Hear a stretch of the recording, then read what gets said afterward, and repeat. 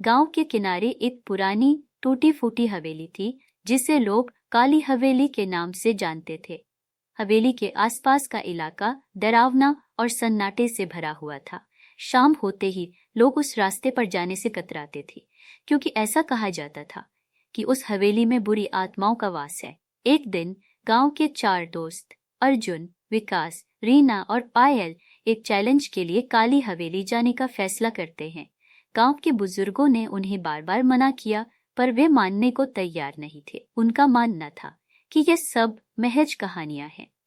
रात का समय था। चारों दोस्त अपने हाथों में टॉर्च और कुछ खाने पीने की चीजें लेकर हवेली की ओर चल पड़े। रास्ते में हवेली के चारों ओर सिर्फ घना जंगल और अजीबोगरीब आवाजें थीं। हर कदम के साथ उनके दिल की धड़कन तेज हो रही थी, लेकिन वे एक दूसरे को दिखाने की कोशिश कर रहे थे कि उन्हें कोई डर नहीं है। जैसे ही वे हवेली के पास पहुंचे, हवेली का पुराना दरवाजा खड़खड़ाने लगा। अर्जुन ने दरवाजे को धक्का दिया और दरवाजा चीखते हुए खुल गया।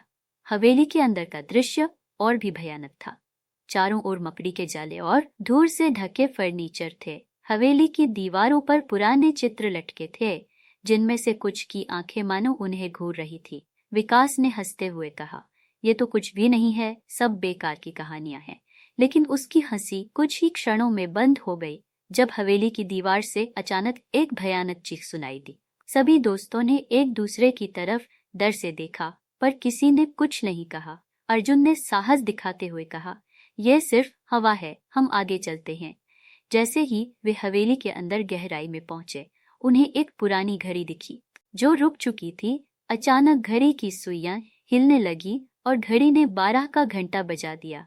पायल की आंखों में डर साफ दिख रहा था। क्या हम वापस चलें? उसने कहा, लेकिन बाकी दोस्तों ने उसे शांत किया और आगे बढ़ने का फैसला किया। हवेली के अंदर का माहौल और भी डरावना होता जा रहा था। हर कोने से अजीब आवाजें आ रही थीं, जैसे कोई उनकी हरकतों पर नजर रख रहा हो। तभी अचानक हवेली की लाइट्स झपकने लगी।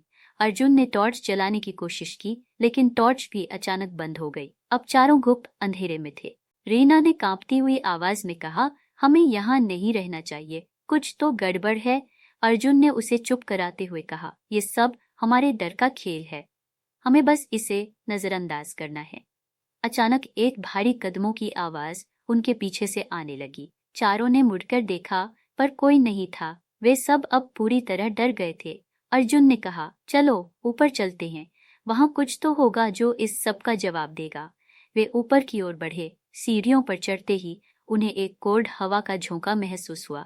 जैसे ही वे ऊपर पहुंचे, एक कमरा उनकी नजर में आया। कमरे का दरवाजा आधा खुला हुआ था। अर्जुन ने दरवाजे को और खोला और सब अंदर चले गए। कमरे के अंदर एक बड़ा सा आईना था। आईना इतना पुराना था कि उस पर धूल की मोटी परत जमी हुई थी। विकास ने आईने को साफ करने के लिए हाथ बढ़ाया, पर जैसे ही उसने आईने को छुआ, आईने में एक धुंधली छवि दिखाई दी। वह छवि धीरे धीरे स्पष्ट हो रही थी। यह एक औरत की छवि थी जो काले कपड़े पहने हुए थी और उसकी आंखें सुर्ख लाल थीं। पायल ने डरते हुए चिल्लाया, ये क्या है? तभी आईने से एक आवाज आई, तुम लोग यहाँ क्या कर रहे हो? यह हवेली तुम्हारी कब्रगाह बनने वाली है। चारों दोस्तों के शरीर ठंडे पड़ गए। अर्जुन ने कहा, भागो। वे दरवाजे की ओर दौड़े, पर दरवाजा अपने आप बंद हो गया। हवेली के अंदर की आवाजें तेज हो गईं। ऐसा लग रहा था कि पूरा कमरा उनकी चीखों से भर गया है। आईने की छवि अब और भी स्पष्ट हो गई थी और वह औरत धीरे धीरे आईने से बाहर निकल रही थी। विकास ने दरवाजे को खोलने की कोशिश की, पर वह जरा भी नहीं हिला। तभी एक जोरदार ठहाका गूंजा और वह औरत सामने खड़ी हो गई। उसकी आंखें जल रही थी और वह चारों की तरफ देख रही थी। उसने कहा, जो यहाँ आता है वह कभी वापस नहीं जाता। अर्जुन ने हिम्मत जुटाते हुए कहा, हमें छोड़ दो, हमसे गलती हो गई। लेकिन वह औरत ठहाका मारकर हंसने लगी। तभी अचानक हवेली की दीवारों से खून की धाराएं बहने लगी। चारों दोस्त बुरी तरह डर गए थे। पायल बेहोश होकर गिर गई। अर्जुन ने उसे उठाने की कोशिश की, पर तब तक हवेली की फर्श फटने लगी और एक भयानक गड्ढा बन गया। गड्ढे से ज्वाला निकलने लगी और हवेली पूरी तरह अंधकार में डूब गई। वह औरत हंसते हुए गड्ढे की ओर इशारा करते हुए बोली, यह तुम्हारा अंत है। तुम सब यहाँ से कभी बाहर नहीं जा पाओगे। तभी विकास को कुछ याद आया। उसने जेब से एक पुरानी धार्मिक माला निकाली जो उसकी दादी ने उसे दी थी।